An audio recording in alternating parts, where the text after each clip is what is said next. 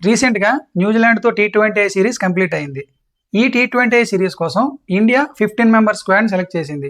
ఈ 15 మెంబర్ స్క్వాడ్‌లో 14 మంది ప్లేయర్స్‌కి 5 మ్యాచ్‌ల్లో ఏదో ఒక మ్యాచ్ అవకాశం ఇస్తూనే వచ్చింది. ఫెయిల్ అయిన వాళ్ళు ఫెయిల్ అయ్యారు. బాగా ఆడి పెర్ఫార్మెన్స్ చేసినోళ్ళు వాళ్ళేంటో ప్రూవ్ చేసుకున్నారు. సంజు శాంసన్ లాంటి ప్లేయరు 5 మ్యాచ్‌లో అవకాశం ఇచ్చినా ఫెయిల్ అయ్యాడు. రవి బిష్నోయికి అవకాశం ఇచ్చారు. అలాగే బుమ్రాకి రెస్ట్ ఇస్తూ కొన్ని మ్యాచ్‌లే ఆడించారు.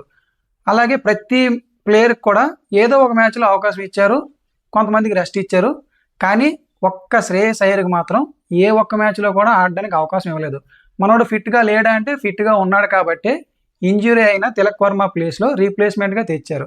కనీసం ఏదో ఒక మ్యాచ్ ఆడిస్తారులే అనుకున్నాం గానీ ఒక్క మ్యాచ్ కూడా ఆడించలేదు. Quality player, talented player. కానీ మనోడికి ఎందుకు అవకాశం ఇవ్వలేదంటారు?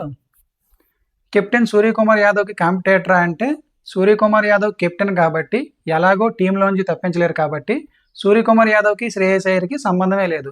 సూర్యకుమార్ యాదవ్ నెంబర్ 4లో ఆడతాడు. కావాలంటే వీలుంటే శ్రేయస్ అయ్యర్‌ని నెంబర్ 3లో గానీ, నెంబర్ 5లో గానీ ఆడించుకోవచ్చు. కాకపోతే సూర్యకుమార్ యాదవ్‌కి, శ్రేయస్ అయ్యర్‌కి సంబంధమే లేదు. సరే, కోచ్ గౌతమ్ గంభీర్‌కి, శ్రేయస్ అయ్యర్‌కి మధ్య ఏమైనా గొడవలున్నాయంటారా? దానివల్ల మనోడిని ఆడించలేదంటారా? లేదంటే ప్రస్తుతానికి టీమ్ సెట్ అయింది కదా!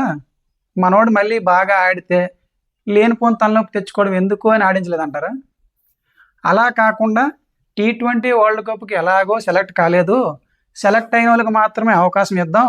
మనోడిని మళ్ళీ కొత్తగా ఆడించి దీన్ని డిస్టర్బెన్స్ చేయడం ఎందుకని ఆడించలేదంటారా? ఏమై ఉంటుంది కారణం? మీకేమైనా తెలిస్తే లేదా మీకేమనిపించిందో అంటే ఎందుకు ఆడించలేదనుకుంటున్నారో కింద కామెంట్ సెక్షన్‌లో కామెంట్ చేయండి.